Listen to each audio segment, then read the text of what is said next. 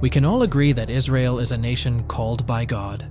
And that means an attempt to destroy the nation of Israel is, in essence, an effort to thwart God's intended plans for humanity, as documented in the Bible. In this video clip, this man, Hassan Bitmez, a member of parliament, ridiculed and made disparaging remarks about Israel. But watch this. What happens next shocked the world. Vicdan azabından kurtulamayacaksınız. Vicdan azabından kurtulsanız tarihin azabından kurtulamayacaksınız. Tarihin azabından kurtulsanız Allah'ın gazabından kurtulamayacaksınız. Hepinizi saygıyla selamlıyorum. Oh my gosh. Whoa. Is this the wrath of God? Today, Hassan Bitmez died in the hospital. He crumbled to the floor after a defiant speech at the General Assembly Hall in Ankara, the Turkish capital, on Tuesday. Concluding his address, he said, "We can perhaps hide from our conscience, but not from history," and added, "Israel will suffer the wrath of Allah." It is reported that his heart stopped beating. Then he was resuscitated in parliament and transferred within 20 minutes to hospital, where medical machinery kept him alive. However, Coca revealed that Bitmez died today, 2 days after he suffered the heart attack. While some people may think this is a coincidence, I'm leaning more toward a spiritual vibe and some serious lessons to pick up. First of all, Israel at just 75 years old. Israel has no oil, chronic water shortages, and is surrounded by many enemies. And yet, it's one of the most dominant nations for its size. Even basic agriculture was a trial. It was like starting from scratch. They had to deal with salty soils, washing them day in and day out, year after year, before even planting crops. Isn't it wild how Israel's neighbors were all about trying to take it down in the early days?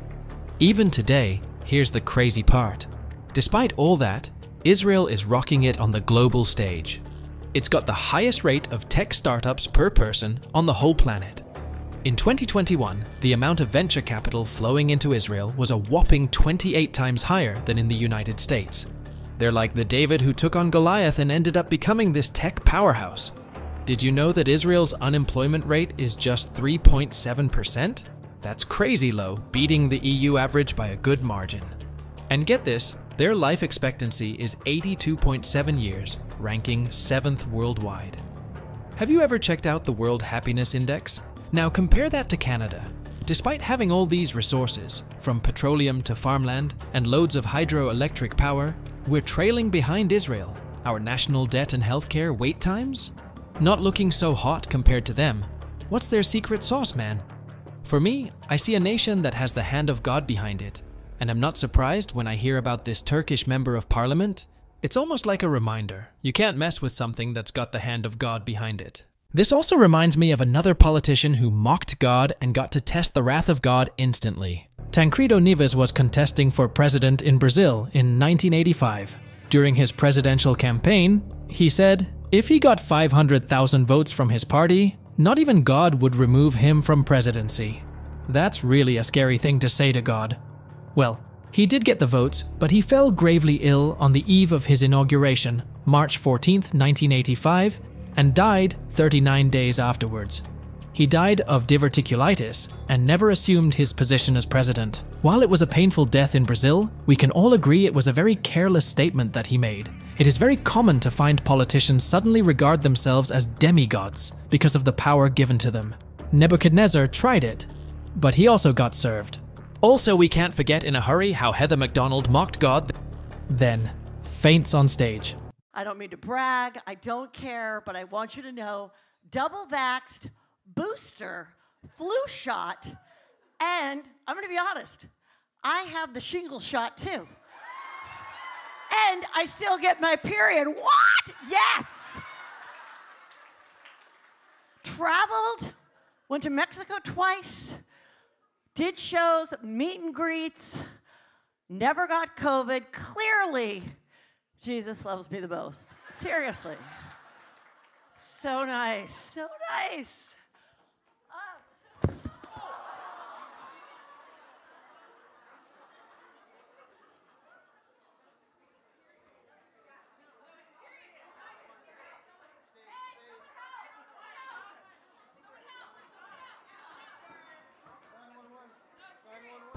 The timing was unbelievable. The odds of that happening that way have to be mind-boggling. Really makes you think there's someone up there pushing the buttons. She fell and suffered a skull fracture. This occurred on Saturday, May 2022 at the Tempe Improv, during her stand-up show at about 8 p.m. Here's what she has to say after. Heather McDonald is out of a Valley hospital tonight after she collapsed over the weekend during a show at the Tempe Improv. What a fucking weekend. Yeah. A lot of people ask, do you think Mary sent Jesus for you? I'm like, possibly. I mean, I've never had better comedic timing in my life. I mean, it was just kind of like, wow. And I feel like if Jesus flicked you over, he would have given you a softer landing. He wouldn't have been that mad at you. No, it's not Jesus, you guys. Jesus thinks I'm a who. The truth is, Jesus is all about love and patience. But we can't forget the other side of the coin, a God who's fierce and downright powerful. Jesus is all about love and patience. But we can't forget the other side of the coin, a God who's fierce and downright powerful. Of course you don't have to believe me. Many people have already made up their minds not to believe in Jesus no matter what. So in principle, it's impossible to ever persuade you that God exists? I didn't quite say that. Well, what would persuade you? I can't conceive of...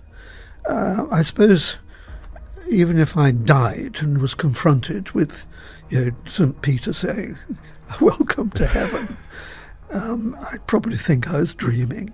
If I was standing at the foot of a cross and saw the resurrection before my very eyes, I would put it down to hallucination. Even if he saw Jesus rise from the dead, he would explain away what he saw. He would say, I must be hallucinating. Many will still deny Jesus even on their deathbed, but they'll soon find out that it is too late.